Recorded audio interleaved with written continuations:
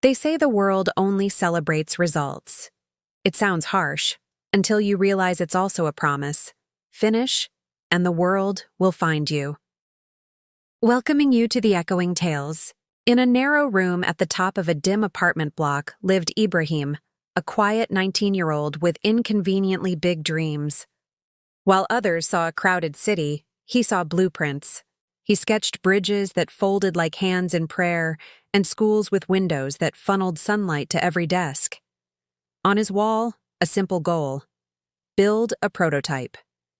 Down on the street, the world was loud and skeptical. Neighbors mocked him, calling him an architect without a degree. But Ibrahim would just return to his paper city and keep drawing lines the world couldn't see yet. He lived by a simple rule he called 2 doors. Door 1, the dream everyone sees. Door 2, the work nobody sees. He knew door 1 is where the applause happens, but door 2 is where the miracle happens. So every morning at 4:30 a.m., he woke to study, to design, and to push. He learned that the world only celebrates results, so he had to make one. His first big idea was a flat pack, low-cost bridge that rural communities could assemble with basic tools after a flood. But ideas are cheap, and metal isn't. He worked nights at a printing shop, cleaning rollers until his fingers were stained with ink, saving every coin to buy parts. Then he failed, and failed again. A snapped bolt, a bent frame, a wobbly joint.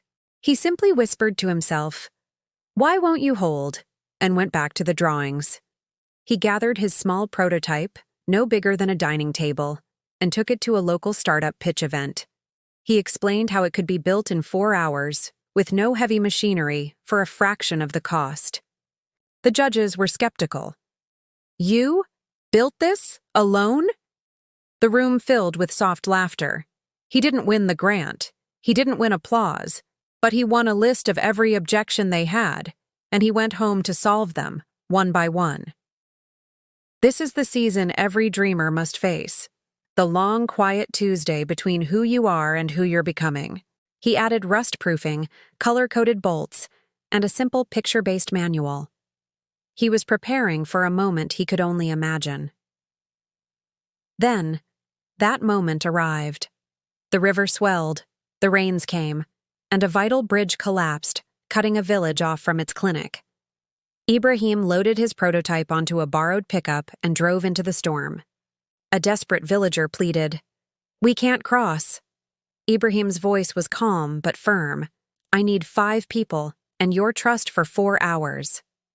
Under the pouring rain, they unfolded the modules, locked the joints, and tightened the bolts. It wasn't art now, it was action. By sunset, a sturdy footbridge stood where there was only rushing water before.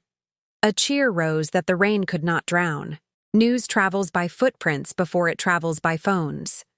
Soon, a journalist called. Then, an official. They all asked, "How did you do this?"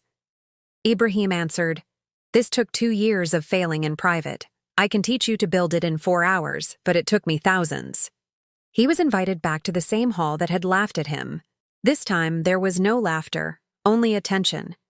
He presented results, photos, load tests, assembly times. He didn't sell inspiration, he sold proof. Orders came in. His bridges started appearing in mountain villages and coastal towns, reconnecting communities. The neighbors who once mocked him now spoke with quiet respect. People asked for his secret to success, but he offered only principles. Start smaller than your fear. Measure before you brag. And most importantly, finish.